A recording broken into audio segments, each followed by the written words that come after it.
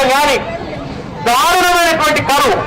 నేను ఒక మాట ఎప్పుడు మాట్లాడేది, గోదావరి నీళ్లు ఆంధ్ర వాళ్ళకేమో ఆస్తులు నిర్మించుకోవడానికి, మన తెలంగాణ వాళ్ళకేమో ఆస్తులు కలుపుకోవడానికి.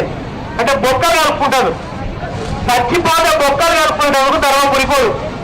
గదే గోదావరిని చూసుడు, గదే మన గోదావరి నీళ్లతో ప్రయోజనం తప్ప గోదావరి నీళ్లు మన పొలాలకు రాలేదు. ఎందుకంటే కేసీఆర్ ఎప్పుడు చెప్తాడు, తెలంగాణ ఇట్లా గుడిసున్నట్టు ఉంటుంది, త్రిభుజాకారం ఉంటుంది, పడ్డ వాన నీళ్లు పడ్డట్టు కిందికే వెళ్ళిపోతాయి, గోదావరి కృష్ణామలకు వెళ్ళిపోతాయి. ఆ గోదావరి కృష్ణనేమో దిగువ ఎక్కడో పాతాళంలో ప్రవహిస్తున్నాయి, అవి పైకి ఎక్కాలి.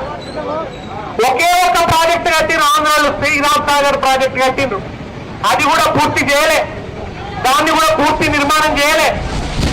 ఆ శ్రీరామ్ సాగర్ మీద మహారాష్ట్ర వాళ్ళు ప్రాజెక్టులు కట్టుకుంటే ఆ శ్రీరామ్ సాగర్ కూడా నీళ్ళు వచ్చుడు బంద్ అయిపోయినాయి. చారాన పార్కం చారాన పడిపోయింది శ్రీరామ్ సాగర్ది. పాటలు పాడేది, అమ్మా తెలంగాణమా ఆకలికే కలగానమా, అమ్మ నీకు వందనాలమ్ము కమ్మని ప్రేమానిదమ్ము, ఎట్టలా మట్టి సిప్పవు గాయిదోల్లా గాండ్రగొడ్డలివి, అమ్మా తెలంగాణమా ఆకలికే కలగానమా, పడమటి కొండల నాసికులోన తల్లి గోదావరి పుట్టిన ఇల్లు, బాస చేసి బాసర వద్ద ఆదిలాబాదులో అడుగు పెట్టినది, పోచంపాడు కాడ పొరిగిపోతనని బాస చేసినది భరోసిచ్చినది, గంగమ్మకు దయారాలేదు గంటెడు నిల్లివ్వలేదు, గంగమ్మకు దయారాలేదు గంటెడు నిల్లివ్వలేదు, గోదావరమ్మ తెలంగాణను, ఆ గోదావరమ్మ తెలంగాణను గొడ్డురాలు చేసి పోయిందమ్ము, అమ్మా తెలంగాణమా ఆకలికే కలగానమా. తెలంగాణను గోదావరి తల్లి గొడ్డాలు చేసిపోయింది తప్ప గంటెడు నీళ్ళు ఇయ్యలేన దుఃఖంతో గద్దరు పాటలు రాసింది. ఈ పరిస్థితి మారాలని ఆ రోజు చంద్రబాబు నాయుడు ఒక్క ప్రాజెక్టు కట్టిన పాపాన పోలే. రాజశేఖర రెడ్డి వచ్చిన తర్వాత ప్రాణహిత చేవెళ్ళా అని ఒక ప్రాజెక్ట్ అన్నాడు, అది తమ్మిడి హట్టి అని అక్కడ కట్టాలి, అక్కడ కడితే ఆ నీళ్లు చేవేళ్ళ దాకా తీసుకపోవచ్చు అని చెప్పి మాట్లాడి, ఆ తమ్మిడి హట్టి మహారాష్ట్రలో ఉంటుంది, అక్కడ 152 మీటర్ల ఎత్తున బ్యారేజీ కట్టాలి, కానీ మహారాష్ట్ర ప్రభుత్వం ఒప్పుకుంటలేదు. కావాలనే అప్పుడు మన ప్రాజెక్టు స్థలాలు వాళ్ళు ఎట్లా పెడతారంటే అంతర్రాష్ట్ర వివాదాలు ఉండే చోట పెట్టేది. అట్లా పెట్టడం వల్ల ఆ ప్రాజెక్టు ముందది పోలే. కాంగ్రెస్ వాళ్ళు తమ్మిడి హట్టి దగ్గర తట్టడి మట్టి ఎత్తిపోయలేదు, కానీ చేవేళ్ళ దగ్గర కాలువలు తీసారు, తలకాయ దగ్గర పని చేయలే, తోట దగ్గర కాలువలు నవ్వి మొబిలైజేషన్ అడ్వాన్సులు తీసుకొని కట్టని తొవ్వని కాలువలకు బిల్లులు ఎత్తుకున్నారు, పైసలు బుక్కిండ్రు తప్ప చుక్క నీళ్లు రాలే. తెలంగాణ రాగానే తెలంగాణ కోసం కొట్లాడిన కేసీఆర్ నీళ్ళు ఎక్కడున్నాయి, కరువు వచ్చినా కూడా నీళ్ళు ఎక్కడుంటాయి, ఎంత కష్టకాలమైనా నీళ్ళు ఎక్కడుంటాయి, నీళ్ళు ఎక్కడుంటాయంటే ప్రాణహితలో నీళ్లున్నాయి.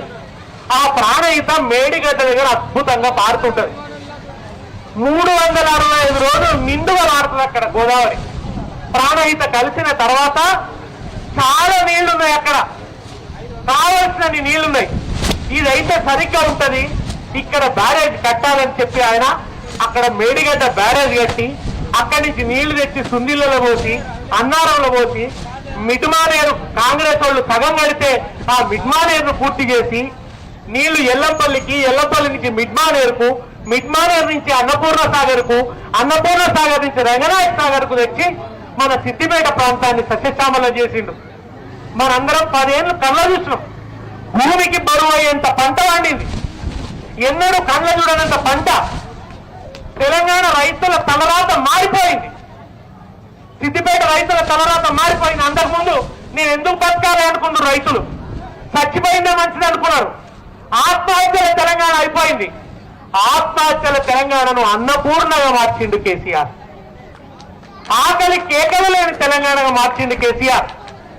కరోనా వచ్చిన రైతు బంధు ఆపలే, సీజన్ వచ్చిందంటే చాలు రంగనాయక సాగర్ నుంచి నీళ్లు వస్తుండే మన పొలాలకు వాడుతుండేము. ఎండాకాలం కూడా మత్తడి దుంకిన చెరువులు చూసినాం. ఎండాకాలం కూడా కాళేశ్వరం నీళ్ళు వచ్చి కూడెళ్ళి వాగులు పోతే నడి ఎండలలో కూడా వాగులు పొంగి పొరలంగా చూసినాం. ఇంత అద్భుతమైన తెలంగాణను కేసీఆర్ ఆవిష్కరిస్తే ఇవాళ కన్నతల్లే దయ్యమైనట్టు ఈ దరిద్రపు కొట్టు కాంగ్రెస్ వచ్చి కాళేశ్వరంను కూలేశ్వరం అని ప్రచారం చేస్తున్నాడు ఇవాళ రేవంత్ రెడ్డి. నిజంగా కాళేశ్వరం కూలేశ్వరమా? కూలిందా కాంగ్రెస్ కాళేశ్వరం? కాళేశ్వరం అంటే ఒక్క మేడిగడ్డ బ్యారేజ్ కాదు, మేడిగడ్డ తర్వాత సుందిల్ల బ్యారేజ్. మేడిగడ్డ బ్యారేజ్ లో 80 పియర్స్ ఉంటే 2 పియర్స్ కొంచెం కుంగినాయి. సుందిల్ల మంచిగా ఉన్నది, అన్నారం మంచిగా ఉన్నది. ఇప్పుడే మనం అన్నపూర్ణ సాగర్ నుంచి నడుచుకుంటూ వస్తున్నాం. అన్నపూర్ణ సాగర్ పక్కా లేదా? రంగనాయక సాగర్ పక్కా లేదా? మల్లన్న సాగర్ పక్కా లేదా? కొండపోచమ్మ సాగర్ పక్కా లేదా? నంది మేడారం పంపులు పక్కా లేవా? ఎల్లంపల్లి దగ్గర పంపులు పక్కా లేవా? కన్నెపల్లి లక్ష్మి పంపు హౌస్ పక్కా లేదా? పక్కా ఉన్నది. దేనికి ఎక్కడ గింత వంక లేదు, ఎక్కడ గింత పడబెట్టలేదు. 2 పిల్లర్లు పడబెడితే దానికి కూలేశ్వరం అని పేరు పెట్టింది దుర్మార్గుడు. నిజానికి అది కూలేశ్వరం కాదు, రేవంత్ రెడ్డి అనేటోడే పెద్ద కుళ్ళేశ్వరం. వాడిని కడుపు నిండా కుళ్ళు, కడుపు నిండా కుమార్తె, కడుపు నిండా కుక్క. ఒక కుక్కను పిచ్చి కుక్కను ముద్రేసి చంపేయచ్చు. అట్లా కాళేశ్వరానికి కూలేశ్వరం అనే పేరు పెట్టి ఆ ప్రాజెక్టు పడవ పెట్టిండు. ఒకప్పుడు మన ప్రాజెక్టు లేక నీళ్లు రాలే, ఇవాళ ప్రాజెక్టు ఉండి గోదావరి పారుతుండి స్విచ్ ఆన్ చేస్తే నీళ్లు వచ్చే పరిస్థితి ఉండి కూడా ఈ దరిద్రుడు పోట్రవుతో అడ్డం పన్నాడు. ఇవాళ నీళ్లు రాకుండా అడ్డం పన్నాడు. ఇవాళ పూర్వం ఏదో కథలు ఉంటుండే, దేవతలు రాక్షసులు వచ్చి నీళ్ళకి అడ్డం పన్నారని. ఇవాళ ఈ రాక్షసుడు నీళ్ళకి అడ్డం పన్నాడు నీళ్లు రాకుండా. ఒకవైపు శాస్త్రవేత్తలేమో ఎల్నినో వస్తున్నది, కరువు, ప్రపంచమంతా కూడా వేడి గాడుపులు పెరుగుతున్నాయి, విపరీతమైనటువంటి ఉష్ణవాయువులు వస్తున్నాయి, నీళ్లుండవు రాబోయే రోజులలో, గట్టు కరువు వస్తుంది, చుక్క చుక్క నీళ్లు కాపాడుకోవాలి అని చెప్తున్నారు. ఇవాళ అక్కడ గోదావరి పారుతున్నది, ఇంకో 1 నెల రోజులు 2 నెలల్లో మంచిగా పారుతుంది. ఆ పారేది కూడా ఎంత? ఒక 92 మీటర్ల ఎత్తున పారితే చాలు కన్నెపల్లి పంపులు ఆన్ చేయొచ్చు. అట్లాంటి 98 మీటర్ల ఎత్తున పారుతున్నది, బ్రహ్మాండంగా పారుతున్నది. ఆ నీళ్ళు ఎత్తిపోవచ్చు. ఒక్క స్విచ్ ఆన్ చేస్తే వచ్చి చక్కగా అవి సుందిలలో పడతాయి, అన్నారంలో పడతాయి. ఏం మాట మాట్లాడుతున్నాడంటే సుందిల్ల అన్నారం కూడా బాగలేవు అని అబద్ధాలు చెప్తున్నాడు. నేనే సాక్ష్యం. నేను మండలిలో ఉన్నప్పుడు కోదండరామ్ సార్ అడిగిండు, సుందిల్ల అన్నారం ఎట్లున్నాయి అని అడిగిండు. ఇదే ఉత్తమ్ కుమార్ రెడ్డి జవాబు చెప్పిండు, సుందిల్ల అన్నారంకి ఏం లోటు లేదు, అవి పక్కా ఉన్నాయి, అక్కడ నీళ్లు ఆపొచ్చు అని పార్లమెంట్ మన మండలిలో చెప్పిండు, అసెంబ్లీలో చెప్పిండు. కానీ ఇవాళ మాత్రం అబద్ధాలు మాట్లాడుతున్నారు. సుందిల్లలో నీళ్లు ఆపే పరిస్థితి లేదంటున్నారు. ఇవాళ మేడిగడ్డ బ్యారేజ్ తో పని లేదు, కన్నెపల్లి దగ్గర పంప్ ఆన్ చేస్తే సుందిల్లలో కూడా మినిమం డ్రా లెవెల్ ఆపితే చాలు కొద్దిగాని నీళ్లు, 2-3 టీఎంసీల నీళ్లు. కేసీఆర్ చాలా ఆలోచించి ఒక 100 సంవత్సరాల ఆలోచన పెట్టుకుని ఆయన కాళేశ్వరం కట్టిండు. ఒక 5-6-10 ఏళ్ళ ఆలోచనతో కట్టలే. అక్కడ రోజు 3 టీఎంసీల నీళ్లు ఎత్తిపోసే అవకాశం చేసిండు. మన గోదావరిలో ఎంత వాటా ఉన్నదో అంత వాటా వాడుకోవడానికి వీలుగా పెద్ద ప్రాజెక్టును కట్టిండు. 600 మీటర్ల ఎత్తుకు పోయేటువంటి వ్యవస్థను ఏర్పాటు చేసిండు. ఇంత వ్యవస్థ రెడీ ఉన్నది, ఈ వ్యవస్థ సిద్ధంగా ఉన్నది. అటువంటిది ఇవాళ ఆయన కావాలన్న ఏం మాట్లాడుతున్నాడంటే సుందిల్లలో అన్నారంలో నీళ్లు ఆపుతేనట ఆ సుందిల్ల కూలిపోతుందట, అన్నారం కూలిపోతాడ, భద్రాచలం మునిగిపోతుందట. ఎక్కడి సుందిల్ల, ఎక్కడి అన్నారం, ఎక్కడి భద్రాచలం? కొన్ని లక్షల క్యూసెక్కుల నీళ్లు వస్తే పెద్ద 500 సంవత్సరాలలో రానంత వరద గోదావరిలో వస్తే కూడా భద్రాచలం మునిగిపోలే.